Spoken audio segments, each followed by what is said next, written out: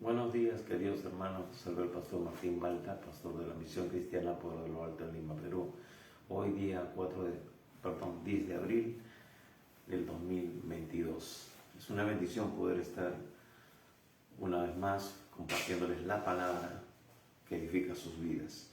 Vamos a orar en esta mañana para continuar con el tema o con el libro que estamos estudiando, meditando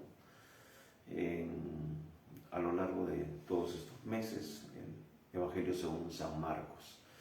Indudablemente de que el día de hoy, según nuestro calendario religioso, el calendario religioso es el Domingo de Ramos, donde, según la tradición, se conmemora el día de la entrada del Señor Jesús a Jerusalén y es proclamado como el Mesías por el pueblo.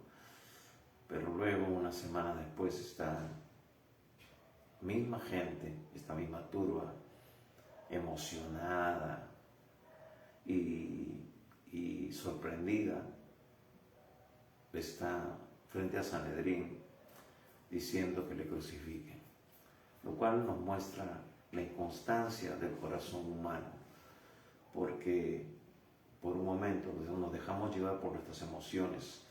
Y a veces la vida cristiana, algunos lo toman como ejemplo de una vida de una montaña rusa. Ahora estamos arriba, prácticamente arañando el cielo, y mañana estamos en lo más bajo, lamentándonos y quejándonos muchas veces de Dios, lo cual nos demanda de que no vivamos por emociones, sino por convicciones, por lo que creemos. Y esa es la exhortación para cada uno de nosotros, de parte de Dios como creyentes. Así que vamos a continuar nosotros con lo que consideramos para este tiempo importante, porque para muchos la Semana Santa es solamente eso, una semana. Pero Dios lo que demanda es una vida constante, una vida permanente, de discipulado, de entrega, de renuncia, de muerte a sí mismo, una dependencia total y absoluta del Espíritu Santo, que es el que debe tener el control en la iglesia y en la vida de cada creyente. Bueno, nosotros somos la iglesia. Así que vamos a orar, vamos a pedir al Señor que nos dé sabiduría, entendimiento para poder compartirles en esta mañana lo que Dios tiene para cada uno de nosotros. Padre bueno, Dios Todopoderoso, te damos gracias. Señor, ayúdanos en este día, una vez más, a ministrar tu palabra, a compartir el mensaje que tú quieres, Señor, impartir en cada vida, en cada corazón, en cada persona, Señor, para que vivamos vidas transformadas, vidas estables, vidas fundamentadas en tu propósito, en tu perfecta voluntad, que tú nos expreses en tu bendita palabra. Señor, si bien es cierto, históricamente, un día tú entraste, Señor, a Jerusalén, y muchos, Señor, realmente se regocijaron y se gozaron en ver de que tú eras realmente el Mesías prometido. Sin embargo, Señor, también tu palabra tenía que cumplirse, de que tenías que ir a la cruz, y cual, Señor, oveja que fue llevada al matadero, no abriste tu boca, Señor, y que, Padre, por esa sangre preciosa, tú, Señor, cortaste un pacto para todos aquellos que se acercan a ti con corazón sincero y que te reciben como Señor y Salvador. Y, Padre, todas las promesas y el pacto son ahora, Señor, vigentes por esa obra que tú, como sacerdote, como ofrenda a la vez, Señor, llevaste delante del verdadero tabernáculo, delante de la presencia del Padre. Y ahora esa sangre, Señor, que clama mejor que la de Abel, es la que nos mantiene a nosotros, Señor, en esa relación, en esa permanencia, en todas las bendiciones que tú tienes para todo aquel que se acerca a ti confiadamente. Gracias, Padre, nos ponemos en tus manos y que sea tu Espíritu Santo ministrando nuestras vidas en esta mañana. Gracias, Señor. Te lo pedimos en el precioso nombre de nuestro Señor y Salvador Jesucristo. Amén. Y bien, en esta mañana vamos a continuar.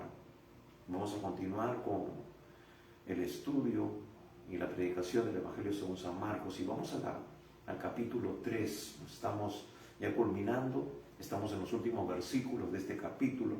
Así que si tienes una Biblia a la mano y un cuaderno de notas, que es muy, muy, muy importante para seguir meditando, seguir asimilando, digeriendo lo que Dios tiene para nosotros en su palabra.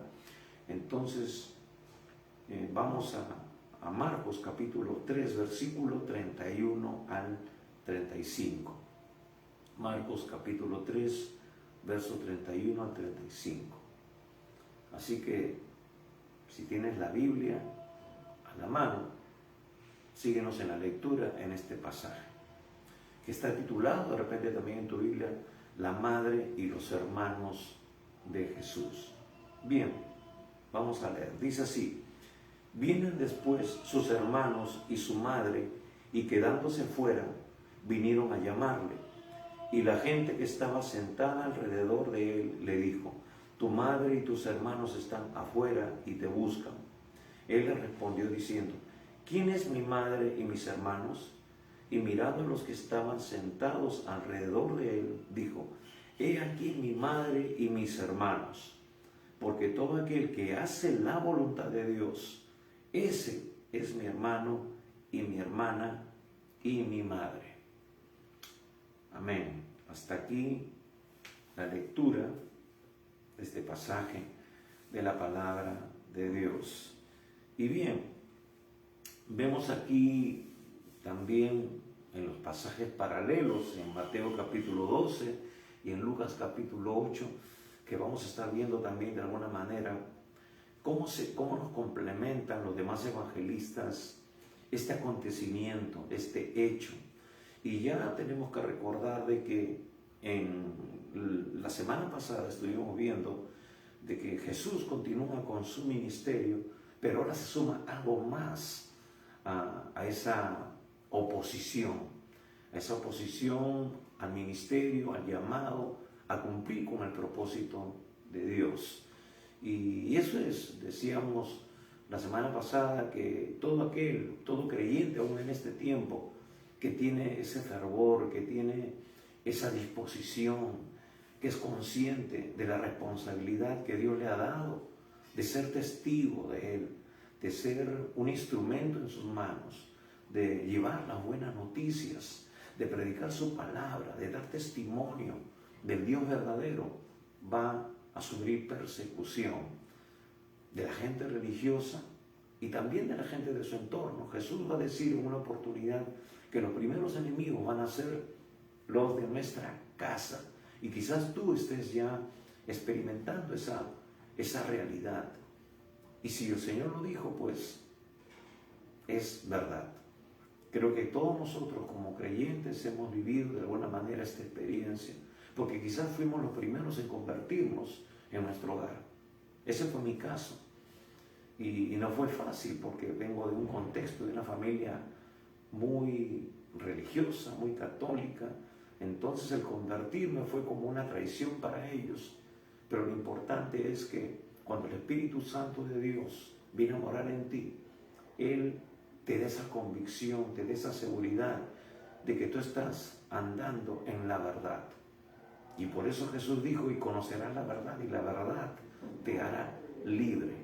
Es decir, te librará de todos esos conceptos religiosos que te limitan y te quieren llevar por un camino aparentemente de Dios, pero que a la verdad está conduciéndote a un camino que te aparta de Dios, porque hace que tu confianza se deposite en otras cosas, pero no en sí, en esencia, en esa relación que Dios quiere que nosotros tengamos con Jesucristo, el único nombre que ha sido dado a los hombres, en el cual nosotros podemos y somos salvos.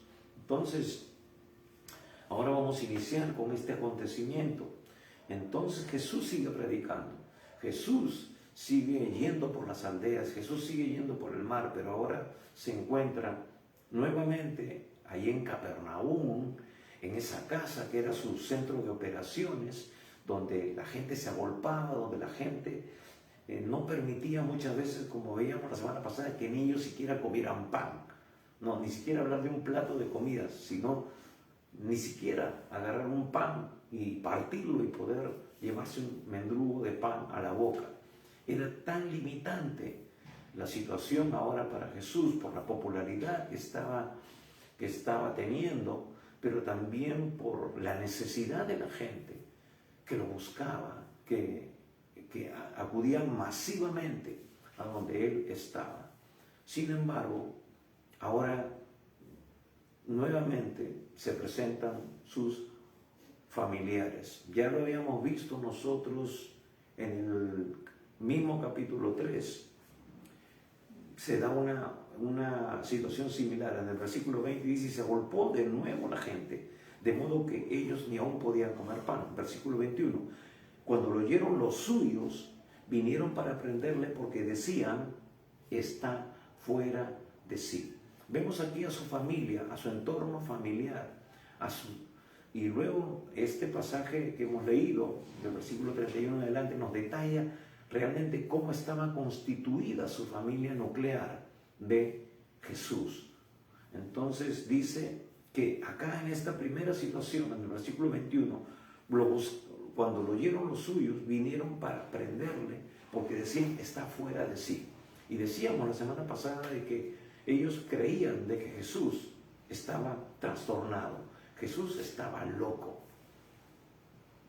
cosa que nos sucede a nosotros también. Y veíamos también en parte el testimonio de otros cristianos fervorosos, conscientes de la responsabilidad. Hablábamos del apóstol Pablo, cuando está delante de Agripa dando testimonio de su conversión, y él le habla y como que lo persuade a Agripa para que él también abra su corazón al Señor. Y Agripa le dice, Pablo, las muchas letras te tienen loco ya, y estás rayado, ya tu mente colapsó. Y Pablo le dice, no es esa la verdad, no es lo que tú dices. Entonces, quizás también sea nuestra realidad en este tiempo. Piensan que ya nos hemos desquiciado. Y muchas veces, hermanos, aún en el plano psicológico, en el plano psiquiátrico, ya se ha creado un diagnóstico, ¿no? Tiene un problema, no recuerdo muy bien la palabra, pero hay una especie de diagnóstico, que dicen diagnóstico que tiene que ver con lo religioso, ¿no? Porque uno habla mucho de Jesús, habla de la realidad de Dios, habla de compartir, ¿no? Quizás para ellos de una manera excesiva, de una manera ya anormal, ¿no?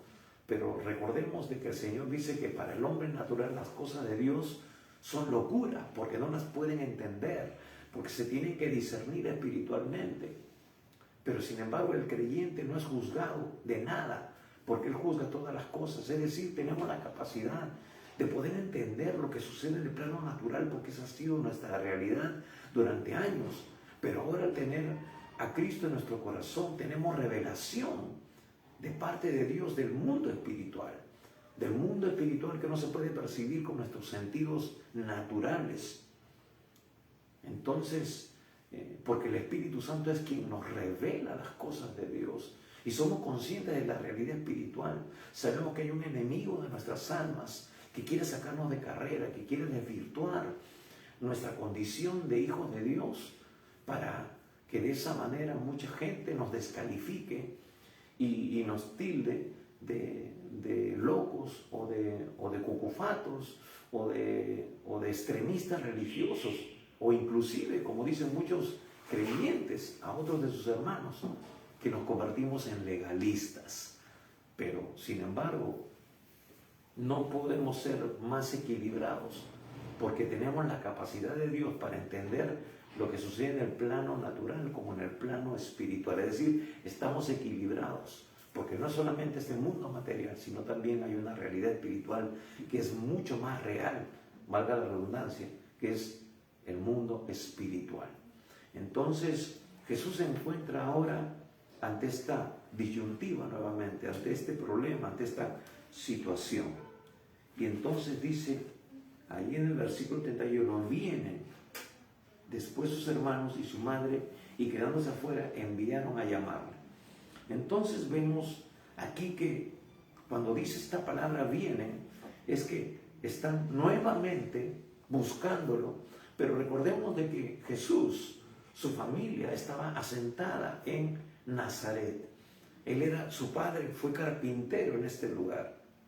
Entonces, al enterarse de estas cosas, al enterarse de esta situación en que estaba viviendo Jesús, y recordemos que Jesús era el primogénito, era aquel que tenía la responsabilidad, a la falta de un padre, a la falta de la cabeza de familia, que ya entendemos que no está como sustento en la familia, como padre, como sustento de la familia, en la familia de Jesús, para la redundancia. Entonces Jesús tenía que asumir esa responsabilidad como primogénito, tenía que salir al frente, pero ahora él sale de su entorno familiar y empieza a predicar la palabra, empiezan a suceder cosas extraordinarias. Y vamos a ver a lo largo de esta meditación, de esta enseñanza, que mes tras vez eso causó cierto malestar, cierta desazón, cierta repulsión de su mismo entorno familiar, de sus hermanos. Pero luego Dios en su misericordia, porque Dios es un Dios de oportunidades, va a alcanzar, va a tocar también a su familia. Y vamos a ver al final que ellos son transformados por el poder de Dios y por la constancia de Jesús en seguir en la voluntad del Padre. Y esa es una enseñanza tremenda para nosotros. Quizás ahora, hermanos, seamos vituperados, seamos rechazados, pero si nosotros nos mantenemos firmes, porque la verdad absoluta de Dios es su palabra, si nosotros permanecemos constantes en obediencia, en fidelidad a Dios, se cumplirá la promesa que si hemos creído, será salvo también nuestra familia, nuestra casa. Entonces, al decir vienen, indudablemente eran porque ya María estaba viuda, era una persona de cierta edad y no podía conducirse de repente sola. Sus hijos dicen, ¿cómo es posible que tú vayas a buscarlo? Vamos todos nosotros con él, porque al final es también nuestro hermano, es nuestro familiar y también está desquiciado, ha dejado todo. Él es el que tiene la responsabilidad de velar por ti ahora que no está nuestro padre, José, ya no está entre nosotros. Se entiende que él ha muerto, ya ha dejado de existir. Y entonces tiene que hacerse cargo de la responsabilidad de sostenerte. Claro, nosotros también, pero sobre él recae primariamente esta responsabilidad. Entonces, ellos al verse en esta condición, van a buscarlo desde Nazaret, que estaba no muy cerca, estaba situada a unos 48 kilómetros de Capernaum. Entonces, una mujer ya de edad, como era María en ese tiempo, necesitaba de alguna manera ser acompañada, y ellos, al parecer, bueno, por lo que vemos en este pasaje, deciden ir, como se dice, todos a ver a Jesús, ¿no? Y algo de ello nos dice en Lucas capítulo 2, versículo 41 en adelante. Lucas capítulo 2. Vamos a ver algunos pasajes paralelos en esta mañana. Así que nos dice aquí que ya Jesús había tenido inicialmente una actitud o había habido una actitud hacia Jesús. Y Lucas nos recuerda cuando Jesús era todavía un niño, cuando Jesús tenía 12 años. Y sabemos de que según la tradición judía, a los 12 años, un niño que ha sido formado en los principios de la palabra, han sido enseñados en la Torá, en la ley de Dios, se le califica o se le nombra o se le designa como un hijo de la ley, como un hijo de la palabra. Entonces Jesús, al igual que todo judío, fue formado en los principios de la palabra, pero sobre él había un llamado especial, había una responsabilidad especial. Y Jesús, cuando tenía 12 años, según la tradición, fue llevado a la fiesta de la Pascua, nos dice el versículo 21. Dice, iban sus padres todos los años a Jerusalén en la fiesta de la Pascua, y cuando tuvo 12 años, subieron a Jerusalén conforme a la costumbre de la fiesta. Es decir, el Señor puso a sus padres para que también fueran los formadores, fueran los que pusieron los principios, aún en este niño Jesús, que ya tenía un llamado desde el vientre de su madre, era el Hijo de Dios, fue engendrado por obra del Espíritu Santo. Pero ellos como hombres, como seres humanos, aún no entendían todavía lo que realmente iba a acontecer con Jesús. Pero dice que Jesús no volvió con ellos, y luego se dieron cuenta y volvieron a buscarle, volvieron a Jerusalén a buscarle y lo encontraron. Dice, y versículo 46, y aconteció que 3 días después le hallaron en el templo sentado en medio de los doctores de la ley, oyéndoles y preguntándoles, y todos los que le oían se maravillaban de su inteligencia y de sus respuestas. Cuando le vieron, se sorprendieron y le dijeron, y le dijo su madre, hijo, ¿por qué nos has hecho así? He aquí tu padre y yo te hemos buscado con angustia. Entonces él le dijo, ¿por qué me buscabais? ¿No sabíais que en los negocios de mi padre es necesario estar? Mas ellos no entendieron las palabras que les habló. Y descendió con ellos y volvió a Nazaret y estaba sujeto a ellos, y su madre guardaba todas estas cosas en su corazón. Y Jesús crecía en sabiduría y en estatura y en gracia para con Dios y los hombres. Entonces hay un primer acontecimiento que ya estaba avisorando lo que sucedería más adelante, pero ellos como seres humanos, aún siendo sus padres, no podían entender en su magnitud real todo el potencial y todo lo que significaba el llamado de Jesús. Ya Jesús está diciendo, en los negocios de mi padre y los negocios de su padre, hermanos, no era la carpintería. Los negocios de su padre era cumplir con su voluntad, con el llamado, con ir hasta la cruz, con ser el camino hacia el Padre. Por eso él dijo, yo soy el camino, yo soy la verdad, yo soy la vida. Nadie viene al Padre sino por mí. Entonces ya hubo un acontecimiento desde muy joven, pero ahora se consume ese llamado, y es ahora donde se muestra en realidad que no entendieron en su totalidad que Jesús, en el caso de María, no había entendido, a pesar de que guardaba estas cosas en su corazón, no había entendido la magnitud del llamado de este ser divino que le fue anunciado por el ángel, que le fue descrito por el ángel, de que él sería llamado Jesús porque él salvaría a su pueblo de sus pecados.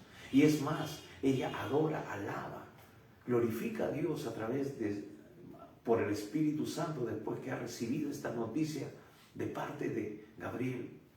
Pero ahora como que se ha olvidado, ahora como que no ha entendido, como que en el paso de los años ella como que se ha diluido ese mensaje, y ahora más bien lo califican como una persona desquiciada, como una persona fanática, como una persona que está fuera de sí.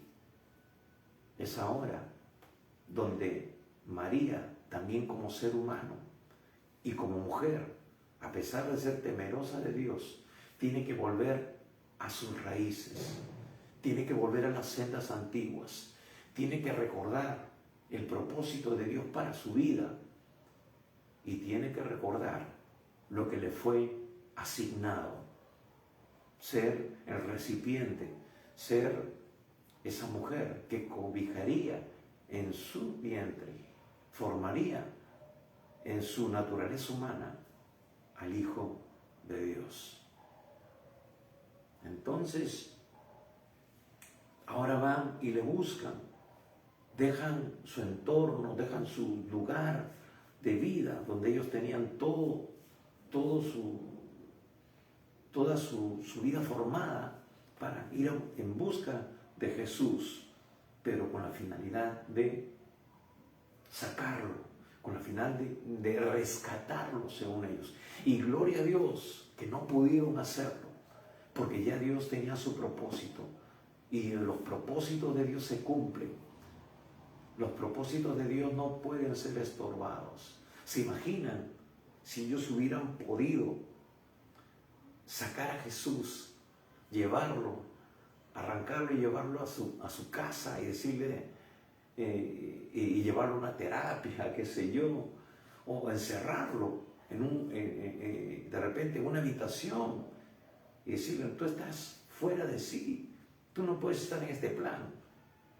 Es una vergüenza para la familia. Y en parte eso también era una de las situaciones que estaban ellos teniendo como familia.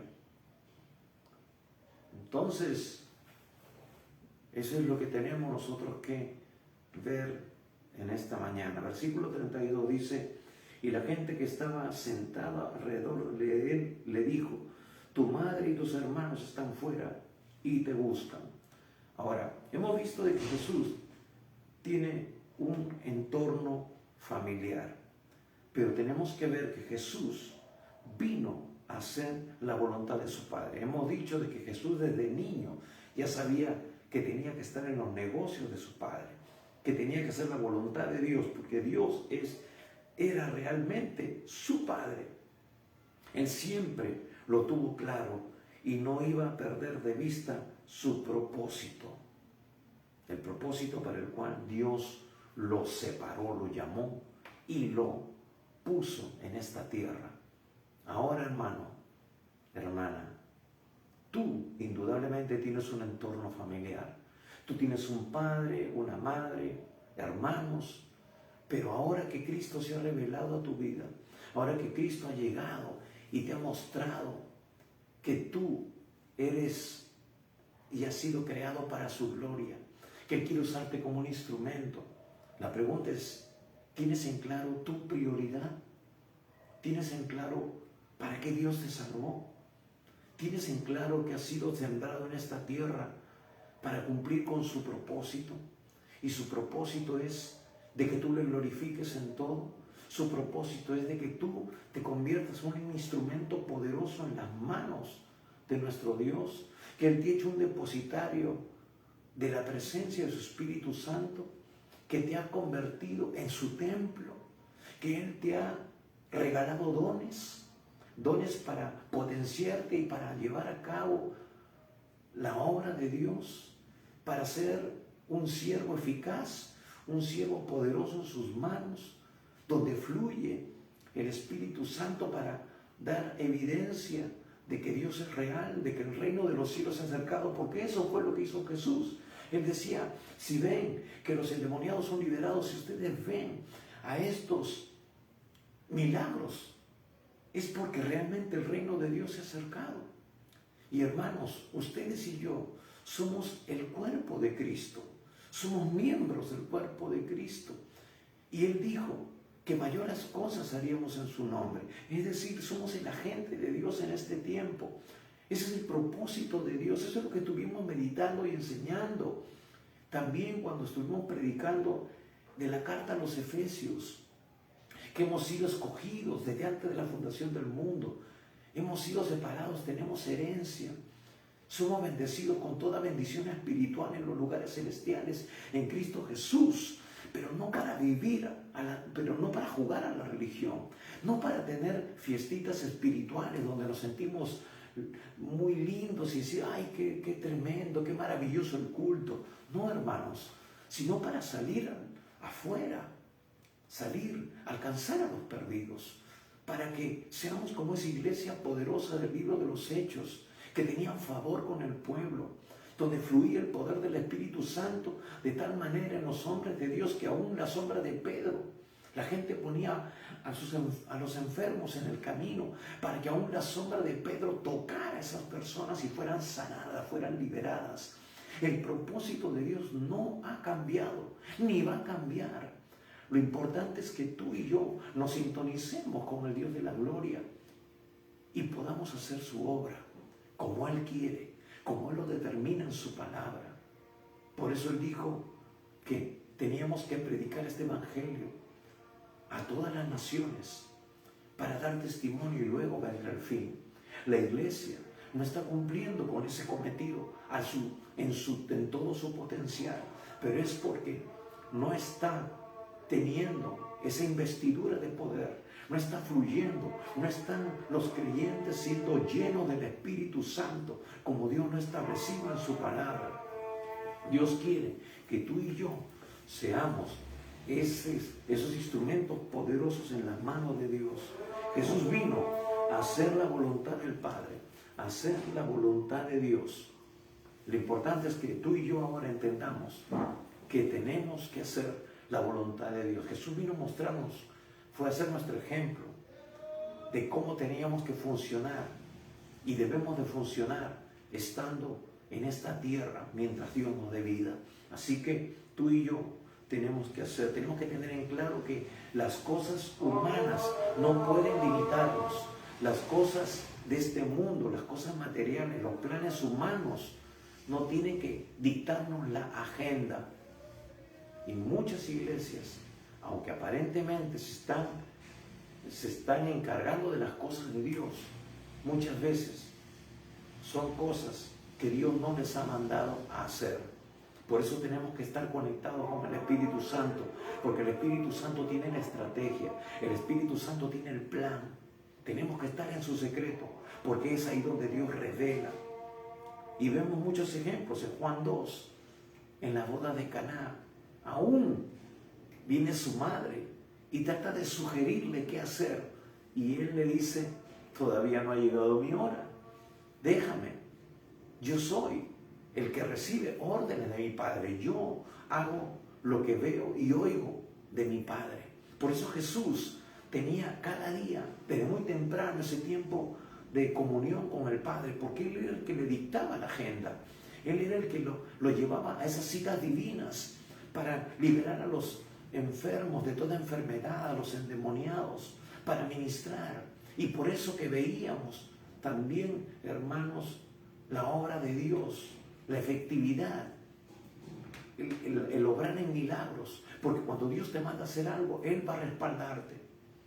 Pero cuando oramos nosotros en nuestra propia voluntad, Dios no está en el asunto. Entonces, y vemos también de que en Hebreos capítulo 10, versículo 4 al 7, nos expresa justamente en la eternidad cómo Jesús le dice al Padre, holocaustos y ofrendas no quisiste, prepárame cuerpo para que yo vaya y haga tu voluntad. Jesús lo tenía claro.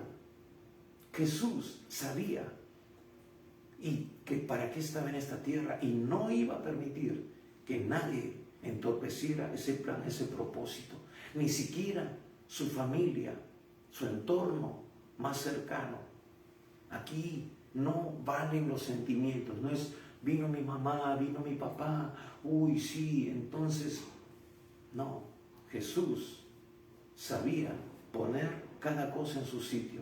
Por eso que Pedro, cuando él dijo, Señor, que tenía que ir a Jerusalén para padecer de los gentiles y ser crucificado, y viene Pedro y le dice, tal cosa no te acontezca. Él le dice, no, apártate de mí, Satanás, porque no pones la mira en las cosas de Dios y no en la de los hombres. Jesús lo tenía claro. Estaba en este mundo, pero para hacer la voluntad del Padre, no para dejarse llevar por los sentimientos y emociones, sino para vivir bajo la convicción y la guía del Espíritu Santo, que es el que lo guiaba a hacer la voluntad de Dios, que era quien lo potenciaba, lo ungía, como dice Lucas 4, para llevar las buenas noticias, para libertar a los cautivos, sacar de la cárcel de opresión a los oprimidos. Y ese es el propósito de todo creyente en este tiempo. El plan de Dios no ha cambiado, sigue estando vigente y no va a cambiar porque Dios no cambia. Entonces, vemos aquí de que la gente le dice, tu madre y tus hermanos están fuera y te buscan. Entonces, esto también es algo interesante que nos muestra, este versículo 32 nos muestra que Jesús tenía un entorno familiar, tenía una familia, y no es como nos dice esa doctrina católica, esa doctrina errónea, errada, de que María es siempre virgen. Es una doctrina que no está basada en la verdad, que no tiene fundamento bíblico. Por eso la palabra es la verdad absoluta de Dios. Nosotros vemos en Mateo capítulo 1, versículo 18 al 25, el relato que nos da ahí Mateo con respecto a la concepción y al nacimiento de Jesús. Pero vamos un instante a Mateo capítulo 1. Mateo capítulo 1, para recordarlo y afirmarlo y derribar toda mentira del diablo que quiere establecer doctrinas que están fuera del propósito de Dios y que no tienen nada que ver, porque eso es lo que quiere establecer luego, y exalzar a María, que era un ser normal, un ser humano como cualquier otro, que también, como vemos, cuestionó el llamamiento, cuestionó también el propósito de ese ser divino que fue engendrado por ella y que sabía que había sido engendrado por el Espíritu Santo. Y dice ahí en Mateo capítulo 1, del 18 en adelante, pero no tenemos el tiempo, pero dice el versículo 24, y despertando José del sueño, hizo como el ángel del Señor le había mandado y recibió a su mujer. ¿Por qué? Porque él, al ver de que ella estaba encinta, la iba a dejar secretamente, pero el ángel se le aparece y le dice, lo que ha concebido es por obra del Espíritu Santo, y por eso él se despierta, porque el ángel le habla en sueños, y dice, y despertando José del sueño, hizo como el ángel del Señor le había mandado y recibió a su mujer. Versículo 25, pero no la conoció hasta que dio a luz a su hijo primogénito y le puso por nombre Jesús. Dice, pero no la conoció. Es decir, este término habla de unirse conyugalmente, tener relaciones. Esta palabra conoció o se unieron. Habla de haber tenido relaciones sexuales. Por eso María, después de que Jesús nació, nos dice el relato bíblico que no la conoció, no tuvo relaciones con ella hasta después de que dio a luz a Jesús. Entonces, estos hermanos que se presentan aquí no son hermanitos en la fe. ¿Por qué? Porque, es más, ni creían, lo cuestionaban. O sea que con el contexto nos dice que no puede ser aplicado este concepto errado. Eran sus hermanos de carne y hueso. Y también en el mismo Mateo capítulo 13, versículos 54 al 56, nos detalla realmente y hasta con nombre quiénes eran estas personas que son designados o son nombrados como sus hermanos. Versículo 54, hablando de Jesús, y venido a su tierra, les enseñaba en la sinagoga de ellos, de tal manera que se maravillaban y decían, ¿de dónde tiene esta sabiduría y estos milagros? ¿No es este el hijo del carpintero? ¿No se llama su madre María y sus hermanos Jacobo, José, Simón y Judas? ¿No están todas sus hermanas con nosotros? ¿De dónde pues tiene todas estas cosas? Entonces, aquí nos dice que tenía por lo menos 4 hermanos: Jacobo, José, Simón y Judas. Y no están todas sus hermanas con nosotros. Es un término plural. Es decir, no es que tenía una hermana, quizás tenía 2 o 3. Entonces, 4 hermanos más 2 o 3 hermanas, en total podrían ser 6 o 7 hermanos. ¿Y de dónde nacieron? También por obra y gracia del Espíritu Santo. No. Nos dice Mateo en el capítulo 1 que hemos citado anteriormente, que Jesús no la conoció. Perdón, que José no la conoció o no tuvo relaciones sexuales con ella hasta después del nacimiento de Jesús. Entonces, ¿de dónde sacamos esto de que Santa María siempre virgen? Es simplemente una distorsión, una mentira del diablo para hacerla más adelante co-redentora o afirmar su doctrina errónea de que ella es corredentora, de que ella intercede por nosotros, por ser la Madre de Dios. No es así, no es en los términos naturales, como muchas veces lo hemos explicado, de que si alguien viene a pedirme algo a mí y yo le digo que no, pues van y tratan de influenciar en mi persona. De repente, hablando con mi madre o con una persona muy cercana a mí, porque saben que por el amor que le tengo, yo no voy a decirle que no. Pero no, hemos visto que Jesús tenía claro las cosas de este mundo, las cosas emocionales, las cosas naturales, las cosas familiares y las cosas que tenían que ver con la voluntad perfecta del Padre. Y no pueden mezclarse una ni otra. Y tenemos otros pasajes más, de los cuales nos habla del rechazo que había, fundamentando o afirmando lo que sucedió en este acontecimiento en Marcos capítulo 3. Uno más, vamos a Juan capítulo 7. Juan capítulo 7, versos 3 al 5. Juan capítulo 7, versículos 3 al 5. Nos dice lo siguiente. Tomen nota porque esto es importante. Muchas veces vamos a tener que hacer o dar testimonio de nuestra fe. Y nos vamos a encontrar, de repente tu propia familia todavía te cuestiona. Pues tienes que tener recursos de la palabra para poder refutar sin llegar al pleito. Porque la idea no es ganar una pelea, sino ganar a las personas para Cristo.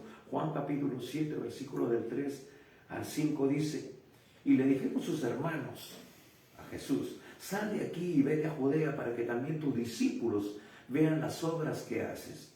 Porque ninguno que procura darse a conocer hace algo en secreto. Si estas cosas haces, manifiéstate al mundo. Versículo 5: porque ni aun sus hermanos creían en él. Vemos que había incredulidad, así que no se trataba de hermanitos en la fe, como algunos dicen. Eran hermanos de carne y sangre que no creían en él, no aceptaban su testimonio, no recibían, no consideraban que él era el Mesías, el ungido de Dios.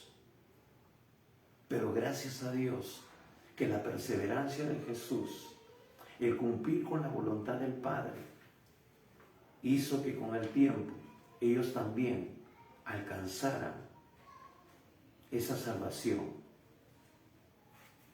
Vamos a Hechos capítulo 1, versículo 14. Y hermanos, Dios quiere que tu familia también sea salva. No sucumbamos ante la tentación, no tiremos la toalla, sigamos orando, sigamos dando testimonio, sigamos bendiciendo y obedeciendo el nombre del Señor. Hechos capítulo 1, versículo 14.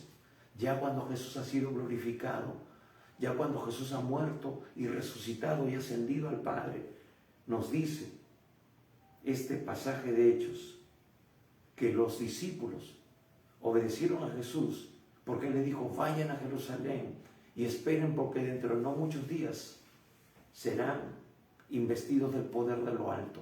La promesa del Padre llegará. Y justamente eso nos lo dice en el versículo 14. Pero ¿quiénes estaban ahí reunidos? Versículo 14 dice, todos estos perseveraban. Estaban los discípulos que han sido nombrados. O vamos a leer desde el versículo 13 mejor. Vamos a leer desde el versículo 13. Y ellos están esperando y dice, versículo 12. Entonces volvieron a Jerusalén desde el monte que se llama del Olivar, el cual está cerca de Jerusalén, camino de un día de reposo. Y entrados, subieron al aposento alto donde moraban Pedro y Jacobo, Juan, Andrés, Felipe, Tomás, Bartolomé, Mateo, Jacobo, hijo de Alfeo, Simón el celote, y Judas, hermano de Jacobo. Versículo 14. Todos estos perseveraban unánimes en oración y ruego con las mujeres y con María, la madre de Jesús, y con sus hermanos. ¿Se dan cuenta que hay una diferenciación entre los hermanos en la fe, los discípulos, y los hermanos de carne y sangre? Aquí los vemos a ellos ya habiendo creído, habiendo aceptado a Jesús como el Mesías, y estaban esperando la promesa. Y después viene el Espíritu Santo y ellos también son bautizados, son investidos con el poder de lo alto. Se le atribuyen algunas cartas a los hermanos de Jesús. Uno Santiago y el otro Judas, según lo que dicen los eruditos. Entonces, esos hermanos que negaron a Jesús, que fueron a buscarlo y arrancarlo de en medio de la multitud porque pensaban que se le había soltado más de un tornillo, llegaron a tener ese encuentro con el Señor. Fueron salvos y se convirtieron en instrumentos poderosos en sus manos. Por eso, hermanos, la palabra nos dice que el trabajo en el Señor no es en vano. Sigamos dando testimonio, sigamos orando. Ellos no saben qué espíritu es el que trata de oprimirlos o de usarlos para ponerse en contra del testimonio, en contra de la obra que el Señor ya ha hecho en nosotros. No lo veas como algo personal, sino mira mucho más allá, mira en el plano espiritual, que es el enemigo, que todavía, como están en el reino de las tinieblas, están bajo la merced de él, pues están influenciados por el enemigo y los levanta muchas veces para oponerse contra lo que nosotros queremos hacer para Dios. Pero gloria a Dios que el Señor va a hacer de que sus vidas tengan también la oportunidad de conocerle, de rendirse a Él. Versículo 34 o versículo 36, Él les dice, Jesús, en Marcos capítulo 3, Él le respondió diciendo, ¿quién es mi madre y mis hermanos? Y mirando a los que estaban sentados alrededor de Él, dijo, he aquí mi madre y mis hermanos, porque todo aquel que hace la voluntad de Dios, ese es mi hermano y mi hermana y mi madre. A mí me encanta lo que dice la traducción del lenguaje actual con respecto a este versículo 34. El versículo 34 dice, en esta traducción del lenguaje actual, dice, luego miró a todos los que estaban sentados a su alrededor y dijo, estos son mi madre y mis hermanos. Y lo cita aquí con signo de exclamación, ¿no? Entonces, diciendo como si Jesús lo está gritando, estos son mis padres, mi madre y mis hermanos. Y dice, porque en verdad, cualquiera que obedece a Dios es mi hermano y mi hermana y mi madre. Dice, cualquiera que obedece a Dios. Interesante, porque no está hablando de religión, no está hablando, hermanos, de tener una relación de familiaridad, una relación natural, como es la que tenían ellos por ser familia, un lazo familiar. Entonces, es interesante que en el pasaje paralelo de Mateo, en Mateo 12:49 dice, extendiendo su mano hacia sus discípulos. Ya no nos dice, como dice aquí, y mirando a los que estaban sentados alrededor de él. En el versículo 34 de Mateo 12:49, que es el pasaje paralelo, dice que Jesús extendiendo su mano hacia sus discípulos.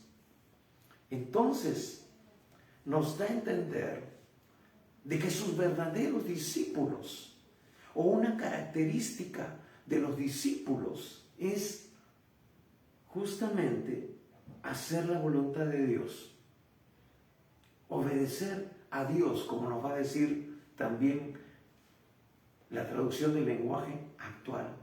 Los que obedecen a Dios, no los que tienen una religión.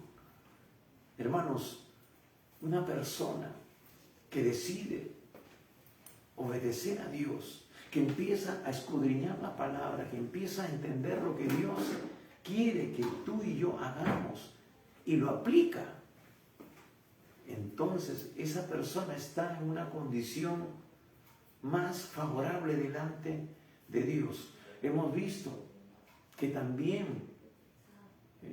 vimos el caso de Cornelio, que era un hombre temeroso de Dios, que un hombre que hacía ayunos, que presentaba ofrendas delante de Dios, cómo eso tocó el corazón de Dios y mandó un mensajero para que él pudiera tener el mensaje de salvación a través de Pedro. Pablo más adelante va a decir que la circuncisión no vale si es de la carne, sino la del corazón, es decir, la persona que realmente se dispone para Dios, que quiere tener una relación con Dios, no una religión. Estamos siempre nosotros golpeando fuerte a ese espíritu de religiosidad, porque Jesús mismo nos muestra durante su ministerio, durante su tiempo en que Él vino a mostrarnos el camino al Padre, que los primeros opositores fueron los religiosos, fueron los que más cuestionaron, fueron los que le dijeron demonio tiene, fueron los que trataron de imponer la tradición, y Jesús nunca predicó lo que ellos establecían como tradición o como fundamento doctrinal. Por eso que odiaban a Jesús, porque Jesús vino a hacer la voluntad del Padre. Entonces, extendiendo su mano hacia sus discípulos, un discípulo real y verdadero es aquel que obedece a Dios, que hace la voluntad de su Padre. Versículo 35, porque todo aquel que hace la voluntad de Dios, ese es mi hermano y mi hermana y mi madre. Es decir, tiene una relación más fuerte, como si fuera una relación de carne y sangre, que es tan fuerte para nosotros como seres humanos. Lo más valioso, lo más importante para una persona es su familia. Y Jesús está diciendo, pero para mí es mucho más importante. Ellos son realmente mi familia, los que hacen la voluntad de Dios, porque esa es mi prioridad. Porque eso, hermanos, tiene trascendencia eterna. Tu padre y tu madre ya dejan de ser tu padre y de tu madre cuando parten de este lugar. Solamente vives de los recuerdos, de las buenas experiencias y de gratitud a Dios por habértelos dado por unos años. Pero ya no están presentes en tu vida. Pero Jesús, el Señor, Dios, va a estar todo contigo todos los días hasta el fin del mundo. Es más, cuando trascendamos de esta vida terrenal, estaremos en su presencia por la eternidad. Por eso, la importancia de estar en la perfecta voluntad del Padre. En Lucas 8:21, con respecto a este versículo, y Lucas 8 es el pasaje paralelo a este texto de de Marcos 3, dice, mi madre y mis hermanos son los que oyen la palabra de Dios y la hacen. Nos enriquece más, nos complementa más. Entonces tenemos que decir que los verdaderos discípulos son los que obedecen. Los verdaderos discípulos son los que oyen la palabra de Dios y la hacen. Por eso que Santiago, que fue uno de los hermanos del Señor, que escribió la epístola del apóstol Santiago, va a decir que no debemos ser oidores de la palabra solamente, sino hacedores. Hermanos, ¿cuántos creyentes, entre comillas, están ahora en este mismo día en diferentes templos, lugares, iglesias, y solamente son oidores, y cuando salen se olvidan por completo de lo que Dios les habló y no lo aplican a sus vidas? Pero el Señor está diciendo aquí que para ser un verdadero familiar de Jesús es convertirte en un discípulo. Y un verdadero discípulo obedece la voluntad de Dios, que es toda su palabra. Y es aquel que oye su palabra y la hace. Entonces vemos aquí las verdaderas características que Dios espera que tú y yo tengamos como discípulos y realmente como verdadera familia de Dios. Porque el Señor nos adoptó a través de Cristo para ser una familia para Él. Por eso que Él es nuestro Padre y por eso que nos hemos convertido realmente en hijos de Dios. No somos hijos de Dios por tradición, somos hijos de Dios por adopción, porque Él nos adoptó. Éramos hijos del diablo, pero Él nos limpió, nos lavó y nos está perfeccionando cada día por la obra del Espíritu Santo, para que tú y yo ahora seamos instrumentos en sus manos y glorifiquemos al Señor. En el versículo 19 de Lucas 8, que es el pasaje paralelo de Marcos 3, en este mismo pasaje, Lucas nos dice que su madre y sus hermanos vinieron a Él, pero no podían llegar hasta Él por causa de la multitud. Ahora, pensemos por un instante. Hermanos, muchas personas no tenían el recurso que ellos como familiares, como familia de carne y sangre tenían. Ellos pudieron haber dicho, somos los padres y soy la madre de Jesús, soy una anciana, quiero hablar con Él, déjenme pasar. Indudablemente la multitud se hubiera abierto como se abrió el Mar Rojo y ellos hubieran podido pasar. Pero ¿por qué no hicieron uso de ese recurso? Mientras que otras personas que no tenían ese recurso hacían lo indecible por tratar de llegar hacia Él y aunque sea tocar su manto, como lo hizo la mujer del flujo de sangre, porque había un ingrediente diferente. Creían en Él, tenían fe de que Él era el Hijo de Dios, que Él era el ungido, y por eso no veían imposibles y se abrían camino con tal de caer sobre Él. Otro pasaje que vimos la semana anterior dice que la gente caía sobre Él, se tiraban sobre Él, y ellos, teniendo ese recurso tan poderoso, si a mí me dijeran, tu mamá ha venido a verte, disculpen un ratito, perdónenme, mi mamá ha venido a verme, un segundito. Pero ellos no hicieron uso de ese recurso. ¿Por qué? Porque tenían vergüenza del loco, porque no querían ser identificados como la mamá, los hermanos del loco, sino que querían estar en secreto.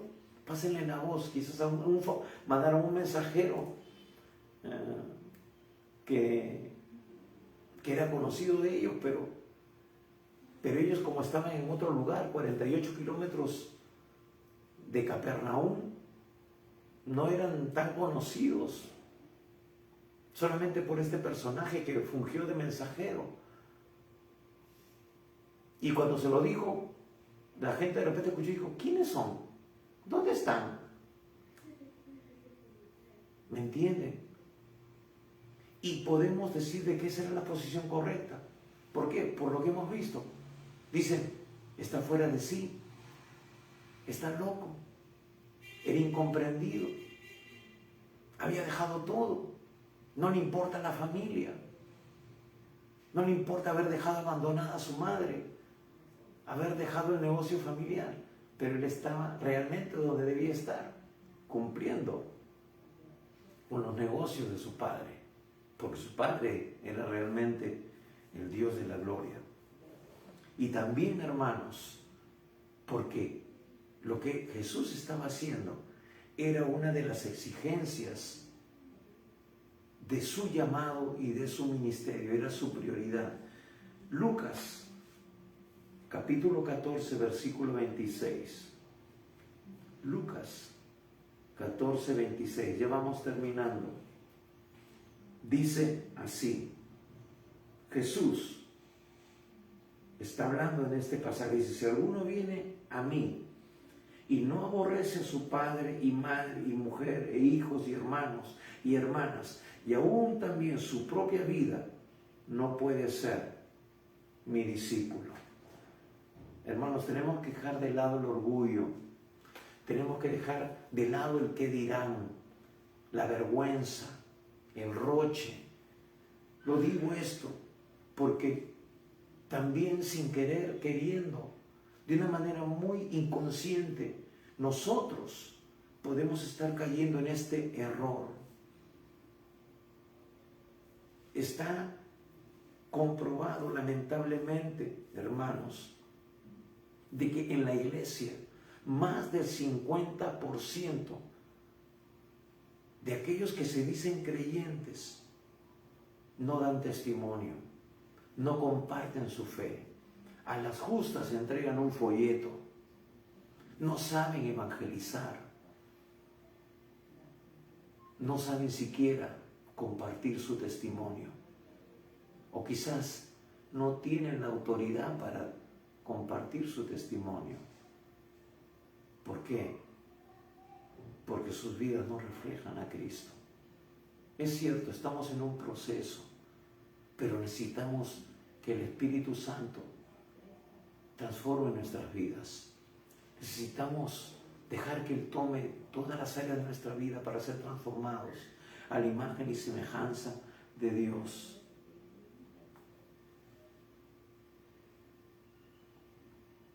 Entonces, por eso, quizás ellos quisieron seguir en el anonimato, como muchos creyentes. Muchos tienen temor a que le digan no. Cuando decimos vamos a evangelizar, o citamos a la iglesia, termina el culto, hermanos, ahora a las 3 de la tarde vamos a salir a evangelizar. No se aparece nadie. ¿Me entienden? No, ¿qué me van a decir? Que nadie, ni siquiera saben que soy creyente en mi barrio, en algún entorno amical. No, qué roche, se van a dar cuenta de que soy cristiano. Y yo todavía voy a fiestas, todavía hago cosas que saben muy bien que no deberían hacer. Entonces, tienen temor a que le digan fanáticos religiosos, que le digan también que son locos, que son cucufatos. Tienen vergüenza de compartir el Evangelio, no tienen autoridad para predicar, para dar testimonio.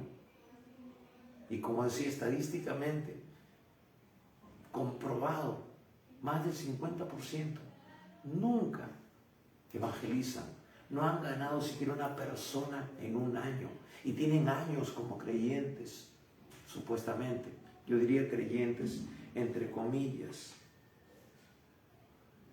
Entonces, eso ha quitado fuerza, y por eso que no estamos alcanzando a los perdidos. Y quiero culminar con algo. Esto evidencia que nos avergüenza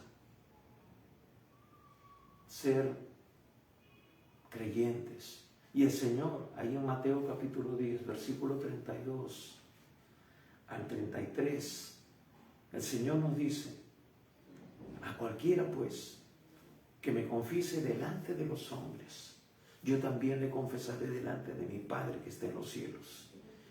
Y a cualquiera que me niegue delante de los hombres, yo también le negaré delante de mi Padre que está en los cielos.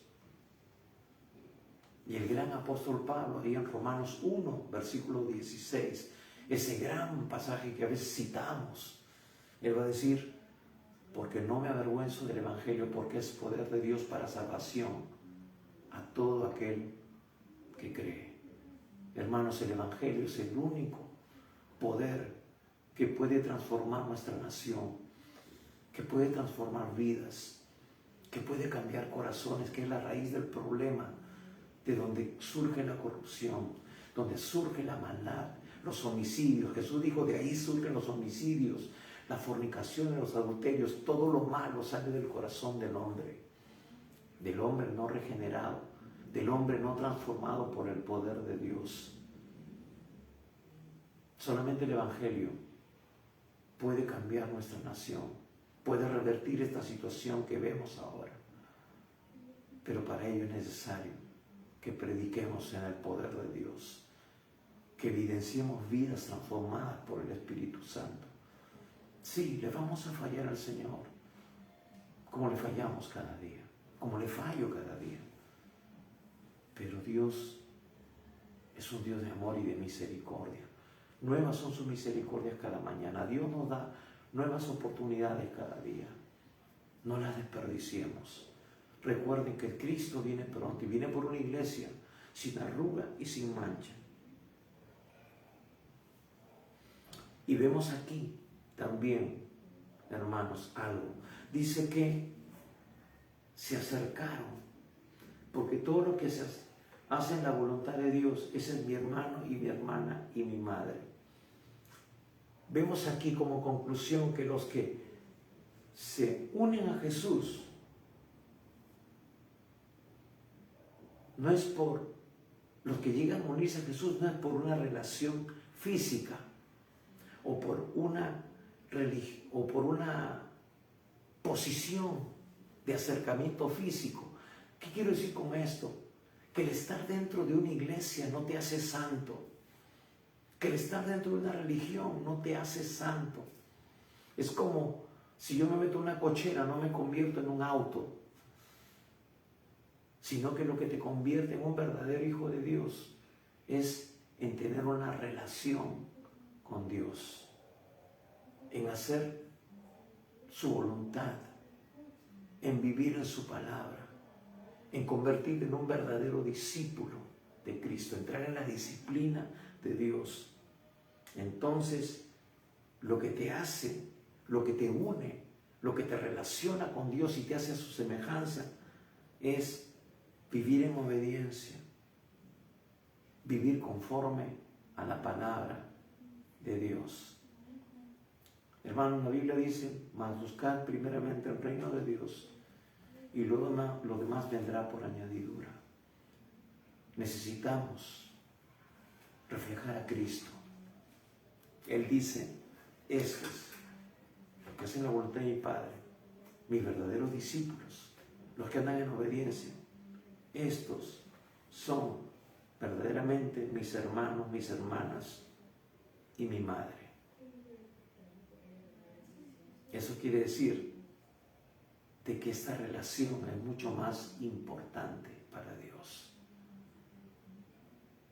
Esa es la relación que tú estás teniendo con el Señor en este tiempo. O vives en una religión. Dios quiere que tú vivas, pero en una relación con Él, a través de Cristo. Y esa relación se afianza y se concreta cuando tú le entregas tu vida a Él, le abres tu corazón, reconoces que has fallado, reconoces que estás en pecado y que no estás viviendo en línea con su palabra. ¿Quieres entrar en esa relación con Dios? Escúchame. No te estoy invitando a cambiarte de religión, porque ni siquiera la religión evangélica te salva, sino el tener una relación con Él. Y para tener una relación con Dios, tú tienes que abrirle tu corazón. Tienes que recibirle como tu Señor y Salvador. Él dice, mas a todos los que le recibieron, Juan 1:12, a todos los que creen en su nombre, le dio potestad de ser hechos hijos de Dios. Es ahí donde tú te conviertes en familia de Dios. Si tú no lo has hecho aún, hoy el Señor quiere entrar en tu vida. Solamente a través de una sincera y sencilla oración, entrégale tu vida a Jesús. Cierra tus ojos y díselo de esta manera. Dile, Señor Jesús, en este día yo reconozco que te he fallado. Reconozco que he estado viviendo en una religión, pero no en una relación estrecha e íntima contigo. No he estado viviendo en obediencia a tu palabra. Solamente he sido un oidor, he sido un simpatizante, pero no la he hecho carne en mi vida.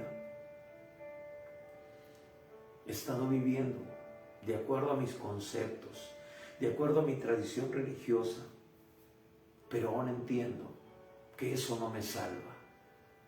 Lo único que me salva, que me hace verdaderamente un hijo tuyo, me hace parte de tu familia, es viviendo una relación contigo, obedeciendo tu palabra, siendo un verdadero discípulo tuyo. Señor, por eso en esta mañana, en esta tarde, te abro mi corazón, te entrego mi vida, para que tú me cambies, para que tú la transformes, para que tú me capacites para entender y obedecer tu palabra desde hoy en adelante. Señor, hoy yo te entrego mi vida. Hoy yo te reconozco como mi Señor y mi único Salvador. Amén. La Biblia dice que si tú hiciste sinceramente esta oración, tú hoy te has convertido en un hijo o una hija de Dios. Tu nombre ha sido escrito en el libro de la vida del Cordero y tienes vida eterna. Si tú partieras hoy de este mundo, vas a la presencia de Dios. Así que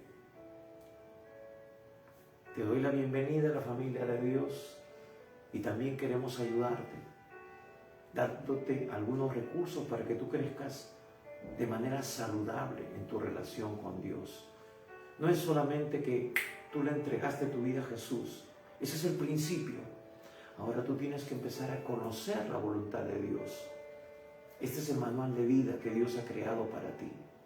Tienes que conocer para agradarle a Él y para recibir las bendiciones y conocer la herencia que tienes en Dios.